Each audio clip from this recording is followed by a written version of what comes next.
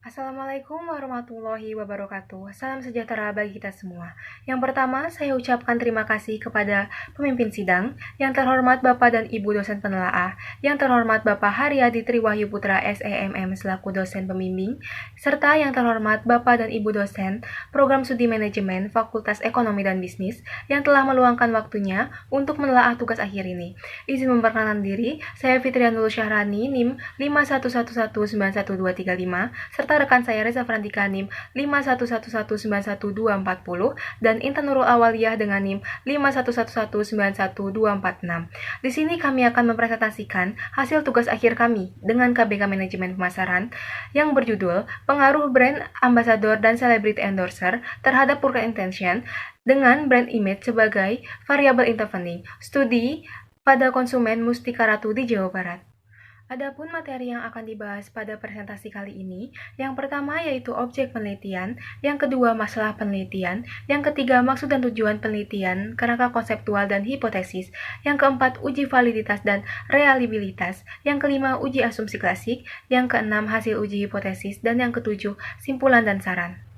Objek penelitian yang kami gunakan yaitu konsumen Mustika Ratu di Jawa Barat yang ditetapkan sebagai objek dalam penelitian ini. Objek yang dinilai yaitu Mustika Ratu dan atribut objek yaitu brand ambassador, celebrity endorser, brand image, dan purchase intention. Tingginya permintaan konsumen hingga mencapai 70%, hal ini membuat Indonesia diperhitungkan sebagai salah satu pasar skincare terbesar di dunia. Berdasarkan hasil survei PPAK Indonesia tahun 2021, industri kosmetik di Indonesia mengalami kenaikan, serta tidak terjadinya kenaikan pada tahun 2020, dikarenakan awal pandemi COVID-19, industri kosmetik ini mengalami kenaikan sebanyak 0,5% yang awalnya 6,95% di tahun 2019 dan naik menjadi 7,45% di tahun 2021. Namun, meskipun industri kecantikan meningkat, faktanya penjualan produk Mustika Ratu mengalami penurunan. Dilansir dari Top Brand Award tahun 2020 pada periode tahun 2019, Top Brand Index Mustika Ratu sebesar 25,5%, lalu mengalami penurunan sebesar 5,1% menjadi 20,4% pada periode tahun 2020. Kondisi tersebut dapat menunjukkan bahwa keputusan pembelian konsumen terhadap produk Mustika Ratu tidak selaras dengan minat beli konsumen kosmetik pada umumnya. Adapun tujuan penelitian pada penelitian ini, yang pertama, untuk menganalisis pengaruh brand ambassador terhadap purchase intention pada produk Mustika Ratu di Jawa Barat. Yang kedua, untuk menganalisis pengaruh celebrity endorser terhadap purchase intention pada produk Mustika Ratu di Jawa Barat. Yang ketiga, untuk menganalisis pengaruh brand image terhadap purchase intention pada produk Mustika Ratu di Jawa Barat. Yang keempat, untuk menganalisis pengaruh brand ambassador terhadap brand image pada produk Mustika Ratu di Jawa Barat. Yang kelima, untuk menganalisis celebrity endorser terhadap brand image pada produk Mustika Ratu di Jawa Barat. Yang keenam, untuk menganalisis pengaruh brand image dalam memediasi pengaruh brand ambassador terhadap purchase intention pada produk Mustika Ratu di Jawa Barat. Dan yang ketujuh, untuk menganalisis pengaruh brand image dalam memediasi pengaruh celebrity endorser terhadap purchase intention pada produk Mustika Ratu di Jawa Barat.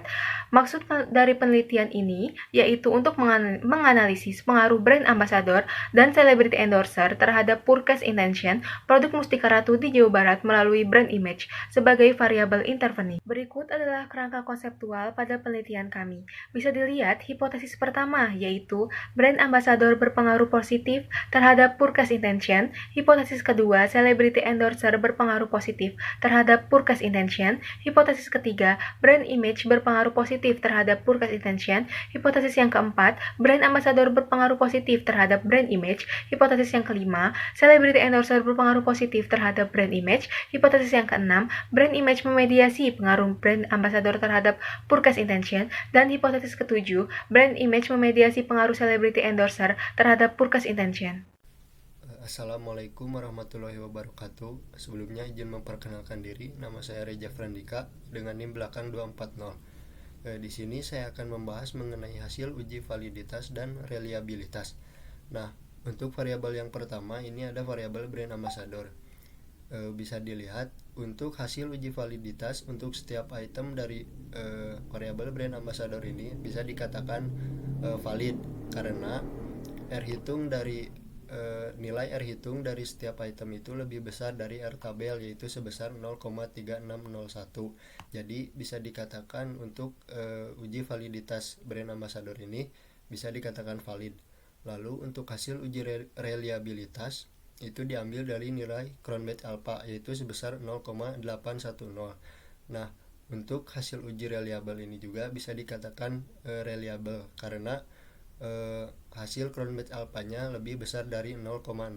Jadi untuk hasil uji validitas dan reliabilitas untuk variabel brand ambassador bisa dilanjutkan untuk melakukan pengukuran. Lalu selanjutnya ada variabel X2 yaitu celebrity endorse. Nah, bisa dilihat di tabel juga untuk variabel celebrity endorse ini bisa dikatakan valid dan reliable karena R hitung dari setiap item dari celebrity endorse ini lebih besar dari R tabel. Lalu untuk Cronbach alpha-nya juga lebih besar dari 0,6. Nah, selanjutnya ada variabel Y yaitu brand image. Nah, untuk variabel brand image juga ini bisa dikatakan valid dan reliable karena untuk hasil uji validitas itu R hitungnya lebih besar dari R tabel untuk setiap itemnya. Lalu untuk hasil uji reliabilitas juga nilai Cronbach alpha lebih besar dari 0,6 yaitu sebesar 0,829. Jadi untuk variabel Y atau variabel brand image ini bisa dikatakan valid dan reliable. Lalu selanjutnya ada variabel Z yaitu purchase intention. Nah, untuk hasil uji validitas dan reliabilitas untuk variabel purchase intention juga bisa dikatakan valid dan reliable karena untuk setiap item dari masing-masing pernyataan dari forecast intention ini lebih besar dari R hitung dan bisa dikatakan valid. Lalu untuk hasil uji reliabilitas juga untuk Cronbach alpha-nya lebih besar dari 0,6. Jadi bisa dikatakan variabel ini juga reliable untuk dilakukan pengukuran. Baik, selanjutnya di sini saya akan melanjutkan penjelasan yaitu mengenai hasil uji asumsi klasik. Nah, untuk uji asumsi klasik yang pertama itu dilakukan uji normalitas data dengan menggunakan Kolmogorov-Smirnov. Nah, berdasarkan tabel output SPSS diketahui bahwa data tidak terpenuhi dalam pendekatan asimptotik. Maka solusi lain yang dapat digunakan yaitu dengan menggunakan pendekatan eksak. Nah, berdasarkan pernyataan tersebut, maka diketahui bahwa regresi 1 memiliki nilai eksak sig sebesar 0,397, regresi 2 memiliki nilai eksak sig sebesar 0,181, regresi 3 memiliki nilai eksak sig sebesar 0,278, regresi 4 memiliki nilai eksak sig sebesar 0,058, dan regresi 5 memiliki nilai eksak sig sebesar 0,058. Maka dapat diketahui bahwa regresi 1, 2, 3, 4, dan 5 ini lebih besar atau sama dengan 0,05. Nah, sesuai dengan dasar pengambilan keputusan dalam uji normalitas Kolmogorov-Smirnov di atas, dapat disimpulkan bahwa data berdistribusi normal. Dengan demikian, asumsi atau persyaratan normalitas dalam model regresi sudah terpenuhi. Selanjutnya untuk uji asumsi klasik yang kedua yaitu dilakukan uji multikolinearitas. Nah, bisa dilihat di tabel untuk hasil uji multikolinearitas ini tidak terdapat korelasi yang sempurna atau mendekati sempurna antar variabel independen. Jadi bisa disimpulkan bahwa untuk masing-masing hipotesisnya ini terbebas dari multikolinearitas. Ditambah juga dari hasil perhitungan yang didapatkan dari masing-masing hipotesis ini yaitu bisa dilihat nilai-nilainya itu lebih besar dari nilai tolerant value yaitu sebesar 0,1 dan lebih kecil dari nilai VIF-nya yaitu sebesar 10. Baik, selanjutnya untuk uji asumsi klasik yang ketiga yaitu dilakukan uji heterokedastisitas dengan menggunakan uji Sperman-Stroh. Nah, bisa dilihat di tabel berikut. Untuk hasil uji tersebut didapatkan nilai-nilai signifikansi yang lebih besar dari nilai kriteria penerimaan hasil uji yaitu sebesar 0,05. Jadi dapat disimpulkan bahwa data-data tersebut terbebas dari heterokedastisitas. Berdasarkan hasil uji asumsi klasik pada tabel di atas ini, dapat diketahui bahwa uji normalitas pada model regresi itu dapat diketahui bahwa data tidak terpenuhi dalam pendekatan asimptotik. Maka solusi yang dapat digunakan yaitu pendekatan eksak. Nah, pada uji normalitas ini semua data berdistribusi normal. Dengan demikian, pengujian dapat dilakukan ke tahap berikutnya. Selanjutnya, untuk uji multikolinearitas, pada model regresi sederhana menunjukkan bahwa data terbebas dari multikolinearitas, yang artinya variabel independen pada model regresi tidak saling berkolerasi. Lalu, pada uji heteroskedastisitas, pada tabel di atas menunjukkan bahwa data tersebut terbebas dari heteroskedastisitas, yang artinya tidak terdapat satupun variabel independen yang berpengaruh terhadap nilai absolut residual. Lalu untuk selanjutnya di sini ada pembahasan mengenai hasil uji hipotesis yang hipotesisnya memiliki 7 hipotesis. Yang pertama ada H1 dengan hubungan antar variabel brand ambassador terhadap purchase intention dengan hasil T hitung 2,703 dengan interpretasi hasil uji hipotesis HO berhasil ditolak.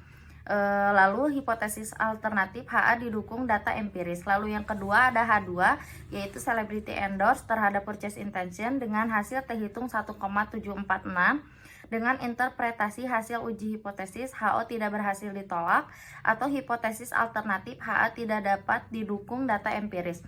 Lalu yang ketiga ada H3 dengan brand image terhadap purchase intention dengan hasil T hitung 9,521 dengan interpretasi hasil uji hipotesis HO berhasil ditolak atau hipotesis alternatif HA didukung ada empiris. Lalu yang keempat ada H4 yaitu brand ambassador terhadap brand image dengan hasil T hitung 3,436 yang memiliki interpretasi hasil uji hipotesis HO berhasil ditolak atau hipotesis alternatifnya HA didukung data empiris. Untuk H5 ada celebrity endorse terhadap brand image dengan hasil T hitung 4,853 yang memiliki interpretasi hasil uji hipotesis HO berhasil ditolak atau hipotesis alternatif HA didukung data empiris. Untuk H6 ada peran brand image memediasi pengaruh brand ambassador terhadap purchase intention dengan hasil T hitung 3,223919909 dengan interpretasi hasil uji hipotesis HO berhasil ditolak, hipotesis alternatif HA didukung data empiris. Untuk H7 yaitu peran brand image memediasi pengaruh celebrity endorse terhadap purchase intention dengan hasil T hitung 4,32444,121 dengan interpretasi hasil uji hipotesis HO berhasil ditolak atau hipotesis alternatif HA didukung data empiris. Lalu untuk selanjutnya ada simpulan. Yang pertama yaitu brand ambassador berpengaruh positif dan signifikan terhadap purchase intention. Lalu yang kedua ada celebrity endorse tidak berpengaruh positif dan signifikan terhadap purchase intention. Lalu yang ketiga ada brand image berpengaruh secara positif dan signifikan terhadap purchase intention. Untuk yang keempat yaitu ada brand ambassador berpengaruh positif dan signifikan terhadap brand image. Yang kelima celebrity endorse berpengaruh positif dan signifikan terhadap brand image. Untuk yang keenam ada brand image berpengaruh atau berperan dalam memediasi pengaruh brand ambassador terhadap purchase intention. Untuk poin ketujuh yaitu brand image berperan dalam memediasi pengaruh celebrity endorse terhadap purchase intention. Lalu di sini saya akan melanjutkan mengenai saran implikasi ilmiah. Yang pertama ada keunggulan. Di poin keunggulan yaitu ada fokus penelitian lebih luas, lalu ada indikator yang sering digunakan perusahaan untuk mengenalkan dan memasarkan produknya. Lalu di poin selanjutnya yaitu keterbatasan. Yang pertama, hanya menggunakan karakteristik sampel dengan rentan usia 15-35 tahun sehingga belum menganalisis pasar secara keseluruhan. Lalu, menggunakan analisis regresi dan uji sobel di mana kekurangan dari analisis regresi yaitu terdapat kemungkinan terjadi multikolinearitas pada variabel independen atau variabel bebas. Dan yang terakhir yaitu saran untuk peneliti selanjutnya dapat melakukan penelitian dengan cakupan yang lebih mengeneralisasi. Lalu mengusulkan menggunakan teknik struktur equation modeling atau SEM. Lalu selanjutnya di sini ada saran implikasi manajerial. Sebaiknya manajemen Mustika Ratu dapat meningkatkan atribut dari objek yang dinilai seperti kepercayaan pada brand ambassador dan celebrity endorse Mustika Ratu. Seperti seorang brand ambassador Mustika Ratu sebaiknya lebih sering mengenalkan produk Mustika Ratu supaya dapat meningkatkan kepercayaan dan menarik para konsumen Mustika Ratu. Dan untuk celebrity endorse lebih baik lagi dalam mereview produk Mustika Ratu. Lalu untuk perusahaan juga dapat meningkatkan dan memilih orang yang tepat untuk menjadi brand ambassador dan celebrity endorse yang positif karena umumnya seseorang melihat suatu produk dari review celebrity endorse dan melihat siapa brand ambassador merek tersebut. Dikarenakan brand ambassador dan celebrity endorse berperan dalam meningkatkan niat beli konsumen dan mampu membangun brand image yang menguntungkan. Tak terasa kita sudah sampai di penghujung slide. Itu berarti presentasi yang kami paparkan telah selesai.